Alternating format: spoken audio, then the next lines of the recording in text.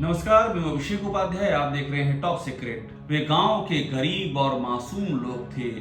वे अपने अपने गांव से चना चबैना और ओढ़ना बिछौना लेकर आए थे। वे सैकड़ों किलोमीटर दूर दूर से आए थे। वे बीसियों किलोमीटर पैदल चलकर आए थे। उनके पैरों में छाले थे और छालों में पुण्य कमाने की चाह थी। वे एक डुबकी में अमर होने आए थे। वे इतनी आसानी से मरने नहीं आए थे। अभी तो उन्हें अपने फूस के छप्परों को ईंट गारे की छत करना था। अभी तो उम्र की ढलती शामों को एक मुट्ठी ही सही दोपहर करना था। अभी तो गांव के पीपल पर मांगी गई मनौतियों को अमर करना था। अभी तो अटकी रुकी ठहरी जिंदगी को थोड़ी सी लहर करना था। उन्हें आखिर किसने मारा?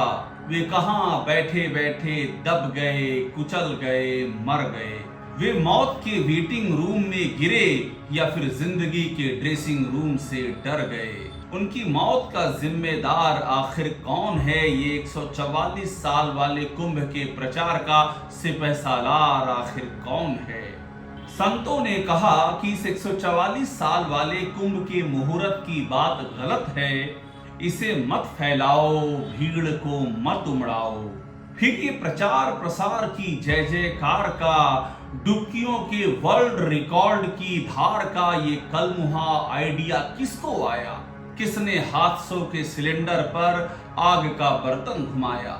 जहाँ तक ये सरकार के द्वारा प्रायोजित किया गया 144 साल में कुंभ आया। कुंभ तो हर 12 वर्ष में आता है। तो मान की ये 144 साल वाली बात फिर कैसे आ गई? इसका क्या कोई है 144 साल वाली बात का आधार?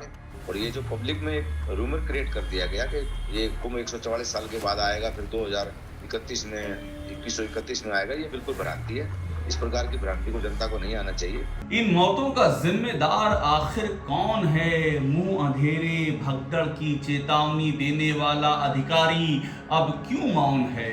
उठिए उठिए, स्नान करिए और ये आपके सुरक्षित रहने के लिए बहुत आएंगे और भगदड़ मचने की संभावना है। आप पहले आ गए हैं तो आपको सबसे पहले अमृत मिल जाना चाहिए। जब पता था कि व्यवस्था ध्वस्त है तो आमंत्रण कौन बंटवा रहा था? करोड़ों की भीड़ को वेटिंग टिकट देकर सिर्फ वीआईपी की सीटें कौन कंफर्म करा रहा था? महाकुंभ की इस बार बहुत ही लचर व्यवस्था है। ऐसा तो हमने आज तक कभी कुंभ ही नहीं देखा है। इस बार केवल चकाचौंध है जो दिखाई जा रहा है। दुनिया को भव्य दिव्य कहा जा रहा है, लेकिन यहाँ की व्यवस्था बहुत ही लचर व्यवस्था है। लेकिन इतनी खराब व्यवस्था कभी नहीं देखी आपने। इतनी खराब व्यवस्था, इतनी अनदेखी, अधिकारियों की अनदेखी। यहाँ संत इतने हैं जो परेशान हुए, भूमि आवंटन से लेकर के, व्यवस्थाओं से लेकर के दर दर भटके कि आप संतों से, भक्तों से मधुर व्यवहार से बात करेंगे, उन्हें कोई कष्ट नहीं होगा। वैसी यहाँ पे है जो दुर्गति की गई है। आखिर 1952 में खत्म हो चुके वीआईपी प्रोटोकॉल को किसने जिलाया?